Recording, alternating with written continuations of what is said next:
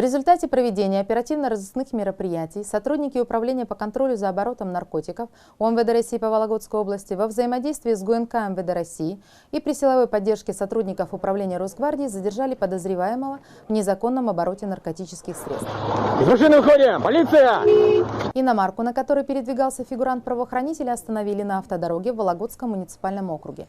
В салоне автомобиля, которым управлял 32-летний житель Республики Коми, полицейские обнаружили 2 полиэтиленовых пакета, в которых были упакованы плитки вещества темного цвета в общей сложности 80 штук.